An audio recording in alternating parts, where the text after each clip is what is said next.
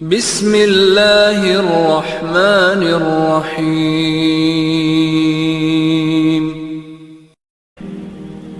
جیسے مال صدقہ ہے، ایسا ہر آدمی کا نیک عمل اس کی زندگی کا صدقہ ہے۔ اس کا جتنا یہ اخفا کر سکتا ہے، پوشیدہ کر سکتا ہے، یہ اس کے اظہار سے بہتر ہے۔ اظہار تو ضرورت کے لیے کرنا پڑتا ہے، جیسے فرض نماز جماعت سے پڑھی جائے گی، فرض ہے کہ اظہار کر کے پڑھو تاکہ اور لوگ بھی پڑھیں، ورنہ کہ اپنی نیکیوں کو ایسے چھپاؤ جیسے اپنے گناہوں کو چھپاتے ہو۔ لوگ اپنے گناہوں کو، اپنے غلطیوں کو، اپنی کمزوریوں کو چھپاتے ہیں تاکہ ماحول میں رسوائی نہ ہو۔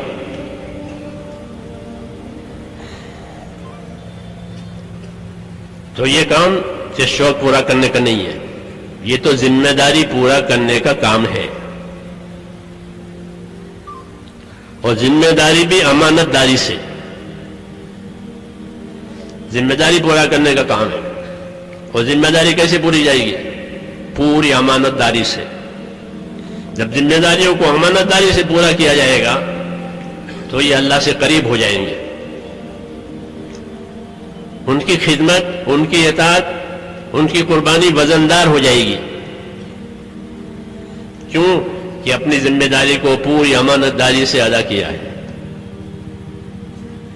رسول صلی اللہ علیہ وسلم نے ایک سفر کیا، واپسی میں یا جاتے ہوئے ایک جگہ قیام ہوا، جنگل میں پڑاؤ، قافلے کا وہاں پڑاؤ ہوا۔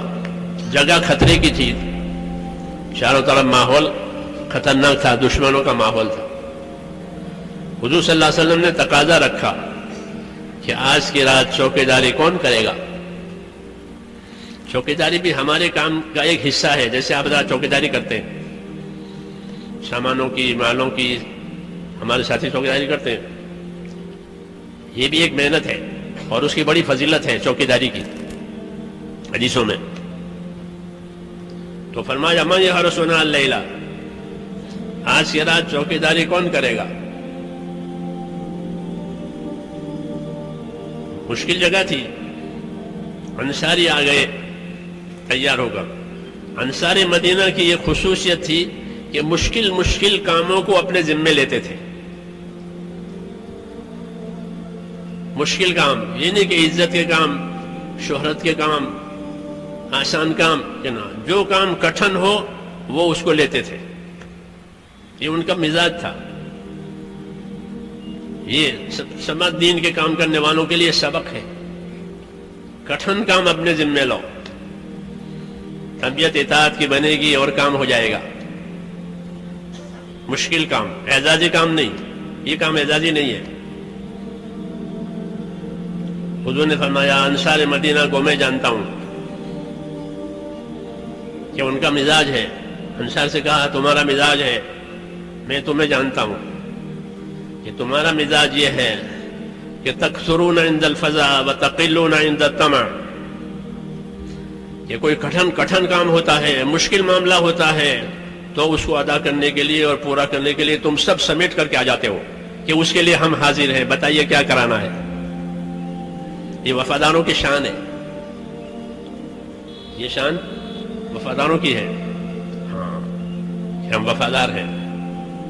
تو فرمایا کٹھن کام یہ اپنے ذمے لیتے ہیں، اور کوئی میٹھا معاملہ ہوا، ملائم معاملہ ہوا تو چھوڑ دیتے ہیں۔ یہ میٹھا معاملہ ہے، ملائم معاملہ ہے، کوئی اور کر لے گا۔ بحرین سے مال آیا، پوچھا کیا کرنا ہے اس کو؟ انسان نے عرض کیا کوئی بات نہیں ہے، مہاجرین کو دے دیجئے، ملائم معاملہ ہے، میٹھا معاملہ ہے، رقم آئی ہے تو کس کو دیں؟ مہاجرین کو دے دیں۔ اور خندق کھودنی ہے تو کہ اس کے لیے ہم ہیں۔ انصار کی جماعت 10 آدمیوں کی جماعت بنائی تھی خندق کھودنے کے لیے۔ خندق کھودنے کے لیے 10 آدمی کی جماعت بنائی تھی اور ناپ کر زمین دی تھی کہ یہ آدمی یہ اتنا کھودے، اتنا کھودے۔ جو انصار کی جماعت کھودتی تھی، جو اپنے حصے کی جماعت وہ پورا کر چکی، اور کھود لیا تو اب کہ چلو کون سی جماعت ہے جن کا کام بھی پورا نہیں ہوا ہے ان کی مدد کریں گے، ان کا ہاتھ بٹائیں گے. یہ نہیں کہ ہماری جماعت نے تو ہم نے کام کر لیا. یہ کٹھن کام اپنے ذمے لیتے تھے. یہ سبق دیا ہے دین کی نصرت کرنے والوں کو کہ اعزازی کاموں میں آگے رہیں اور مشکل کاموں میں پیچھے ہو جاویں کہ اس سے دین کو ترقی نہیں ہوگی اور ان کی تربیت بھی نہیں ہوگی. دونوں باتیں نہیں ہوگی کہ ان کی ترقی بھی نہیں ہوگی اور تربیت بھی نہیں ہوگی. کیوں کہ سہولت سے کرتے ہیں، سہولت دیکھتے ہیں، سہولتیں کریں کہ ایسا نہیں، عزیمت سے کریں پھر اللہ کی مدد آئے گی. تو وہ میرا قصہ کہ حضور نے فرمایا آج کی رات چوکیداری کون کرے گا؟ تو انصاری آ گئے کہ جی میں کروں گا چوکیداری. فرمایا اچھی بات ہے، تم سوار ہو کر آؤ میرے پاس. تو پھر گھوڑے پر سوار ہو کر پھر حاضر ہوئے. پھر وہ آپ نے بتایا یہ جگہ ہے کہ یہاں چوکیداری کرنی ضروری ہے، یہاں نگرانی کرنی ضروری ہے. جب جگہ بتا دی کہ جگہ سے ہوشیار رہنا، جاؤ، ہدایت دے دی. چلے گئے. رات گزر گئی. صبح کی نماز کا وقت آیا تو جناب رسول اللہ صلی اللہ علیہ وسلم لوگوں کو نماز پڑھانے کے لیے تشریف لائے. آپ نے لوگوں سے پوچھا تمہارے سوار کا کیا حال ہے، کوئی خبر ہے؟ لوگوں نے کہا ہمارے پاس تو ابھی ہمارے سوار کی کوئی خبر آئی نہیں ہے، بس وہ رات کو گئے ہیں. پھر آپ نے نماز پڑھائی.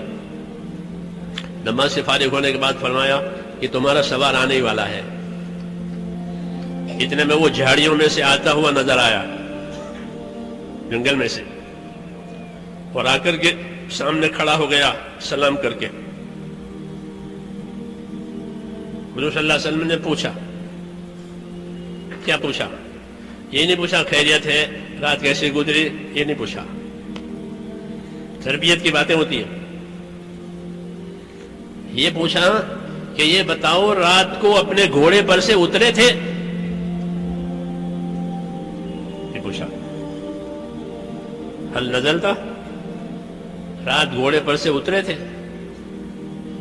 عرض کیا بالکل نہیں اترا، ساری رات چکر دیتا رہا. نماز کا وقت آیا، صبح کی نماز کا وقت، اس کے لیے اترا تھا. پیشاب کی حاجت ہوئی تھی، اس کے لیے اترا تھا. باقی پوری رات اپنے گھوڑے پر رہا اور اپنے کام میں مشغول رہا. یہ کارگزاری دی. جب انہوں نے یہ کارگزاری دی تو کیا جواب ملا؟ کارگزاری کے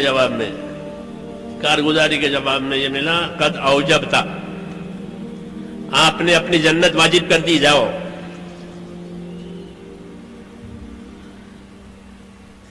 یہ مثال میں نے اس لیے عرض کی ہے کہ اپنے کام کو، ذمہ داری کو امانت داری سے کرنا. یہ پوری امانت داری سے کام کیا ہے. کہ رات بھر اپنے گھوڑے سے نہیں اترے.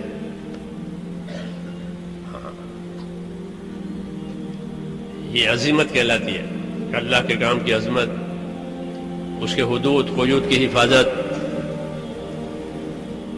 اس لیے ایک ہی رات میں اتنا انعام مل گیا کہ آپ نے اپنی جنت واجب کر لی. یہ سبق ہوتے ہیں ہمارے اللہ کے کام کو کہ پوری امانت داری کے ساتھ، پوری ذمہ داری کے ساتھ کیا جائے گا. کوئی دیکھے نہ دیکھے، کوئی پوچھے نہ پوچھے. کہ اللہ تعالیٰ بندوں کے اعمال کو خود دیکھنے والے ہیں. قُلْ اعْمَلُوا فَسَيَرَى اللَّهُ عَمَلَكُمْ، کام کرو اللہ تمہارے کام کو دیکھے گا. حساب کتاب اللہ کے ہاتھ میں ہے. اس لیے اللہ تعالیٰ کا دین، کہ اللہ تعالیٰ کا دین امانت ہے. ایمان دیا ہے تاکہ اس امانت کو ایمانداری سے ادا کریں. اس لیے اللہ نے ہم کو ایمان کی دولت دی ہے کہ ایمان ہی ایسی چیز ہے جو امانت داری سے کام کرواوے. ایمان ہی ایسی چیز ہے جو اللہ سے ڈرا کے کام کرواوے. ایمان یہ ایسی چیز ہے کہ کسی کے بھلے برے کہنے کی پرواہ نہ کرے، کہ کوئی کچھ بھی کہے، یہ کوئی بات نہیں، میں تو اللہ کا کام کرنا ہے، اللہ کے